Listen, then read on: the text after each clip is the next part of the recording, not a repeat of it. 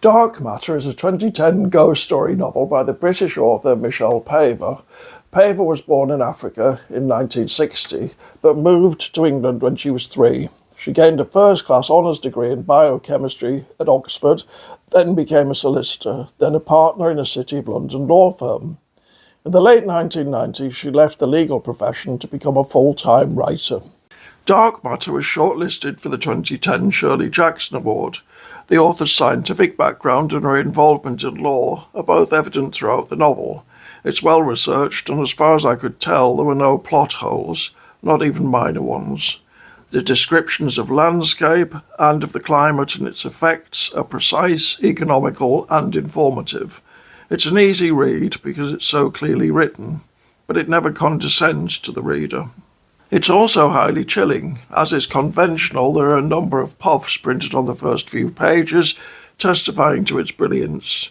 In many novels, these are discountable, but not here. The Observer, The Times, The Daily Mail, The Financial Times, The Guardian, and others all describe it accurately and praise it accordingly.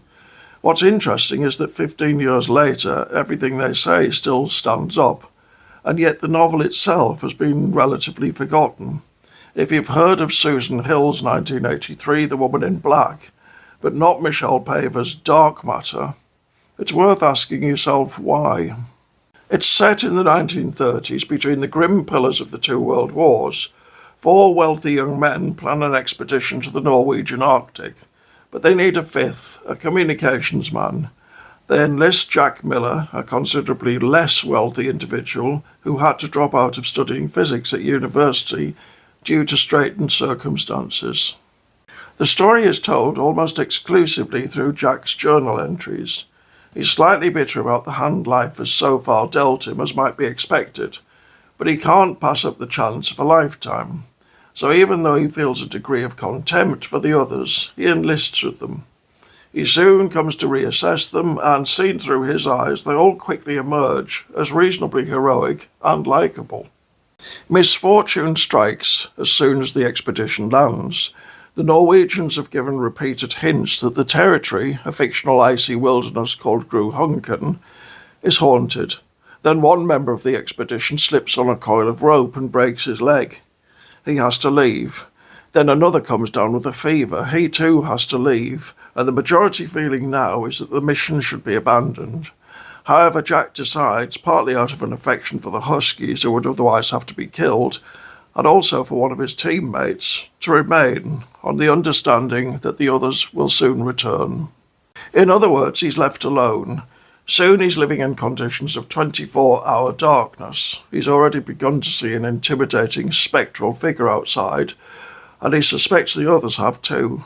That figure becomes steadily more menacing, and combined with Paver's expert descriptions of the terrain and a evocation of the weirdness of the temperature and the weather in combination, we have a hugely atmospheric story. The reader's sense of being there is enhanced by the authenticity of Jack's voice. He writes in a recognisably 1930s tone. I won't say how the story ends. If it has one weakness, it's perhaps that we get too much information about the ghost. In the stories of M.R. James and H.P. Lovecraft, with whose At the Mountains of Madness Dark Matter has much in common, we're often left with the sense that the unknowable deserves serious consideration as such. Despite ourselves, we want to understand how its various puzzling manifestations might fit together and what, ultimately, they might signify. We don't get that with Dark Matter, or at least not so much. Having said that, it is an exceptionally accomplished ghost story. It would probably work very well as a film, but Paver's descriptions and characterisation mean, I think, that no film could fully eclipse it. It ought to be here to stay.